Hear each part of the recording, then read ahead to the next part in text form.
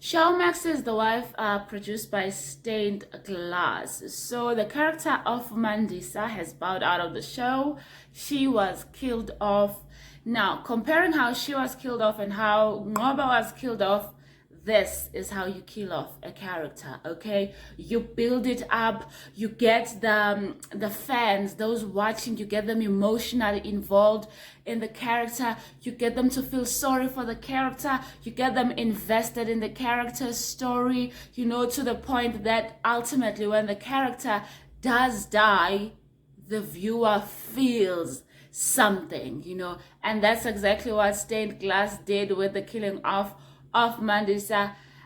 Do I like that Mandisa has been killed off? No. No. She was one of the more consistent characters, one of the more well-written characters, and one of the more exciting characters, honestly. We knew when the character Mandisa was on screen, we were getting a show. Whereas the other characters, I feel like we just love them because we know them from the book, and so this leads me to my other point.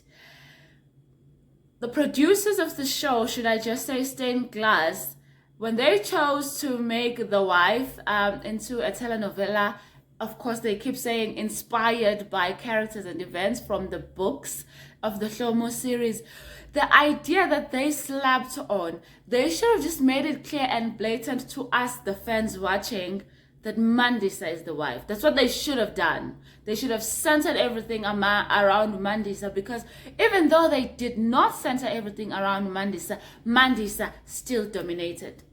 Okay, I've said this before in one of my other videos on the show that Mandisa was the wife, Yeah, on season 1, Shlomo was the wife because she's the one who got married. Yeah, on season 2, it was Zandile because, we saw her wedding day.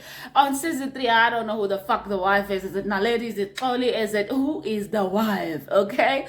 A lot is going on, and yet not enough is going on season 3. So, Nipanchile, Stained Glass season 3, Nipanchile. I feel like they just had too many ideas.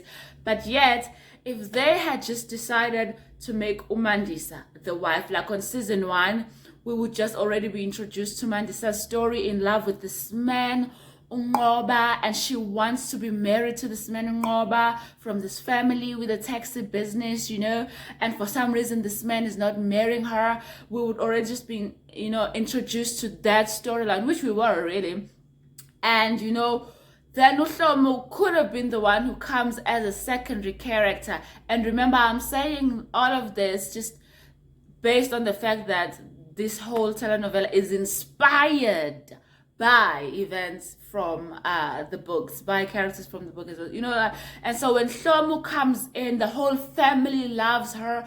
Then, Stained Glass could have just showed us more to see Mandisa's jealous side, just Mandisa being jealous of the fact that I've been through so much with this family and they don't love me as much as they're loving this new girl, and especially when Shlomo got lobolad, got married, they had to go to Mbuba, back that whole thing, because Shlomo, everything has to be done right for Shlomo. That they could have just showed us more of Mandisa's jealousy, Of course, they did show it to us, but I feel like the whole story would have made so much sense if the wife was Mandisa and we are still being introduced to the other characters. Like season 1 would be about Mandisa dealing with the introduction of Shlomo into the family, this lady that she was so highly jealous of, because this new lady is getting everything that she, Mandisa, wants. She's getting the treatment that she, Mandisa, has always wanted, And then season 2, we could see a different side of Mandisa, as we did with, once again, Mandisa reconnecting with her old friend Uzandile, because yes, that was explored in great lengths. I've mentioned in my other videos before that Zandile's story was Zandile was an extra in her own story, and I think even the lead Ukanyambao realized this is not what I thought it was going to be. Probably why she didn't necessarily come back full-time for season 3. But even in the book, honestly, the third book, the Naledi book, Zandile goes on honeymoon, so whatever. So I really, really do feel like this show would have been more successful if Stained Glass is saying, yes, inspired by real events and making Mandisa the center wife. Because in the books, Mandisa is not at the center of everything. She just would come in here and there, bringing in drama. And I believe she does die on Shlomo's book. Yeah, she does die. By Naledi's book, Zandile is long dead. Nobody's even talking about Uzandile, you know. So like, I do feel like, especially now, here we are on season 3, her penultimate, you know, the climax leading up to Zandile's death. It would have been so epic if Zandile was the main, if Zandile was the wife. That yes, now it's season 3, it's the other brothers' turns to get a wife, you know. So now Usambulo is marrying Oli in the most boring way ever. And Sambulo and Oli, why are they standing under a mulberry tree eating strawberries? Hey, what the fuck was that? Never mind, okay, never mind, I digress. Back to Mandisa being the main. The stuff that Mandisa went through on season 3, that was compacted in just a few episodes. They literally could have spread that out and explored it a little bit more. How the Zulu family tried to fight her pertaining to Ngoba's funeral, I think that was given enough airtime. How the Zulu family tried to fight her regarding her son and taking her son and involving lawyers and social workers. I feel like, okay, yeah, that was given enough time. And the removal of a child.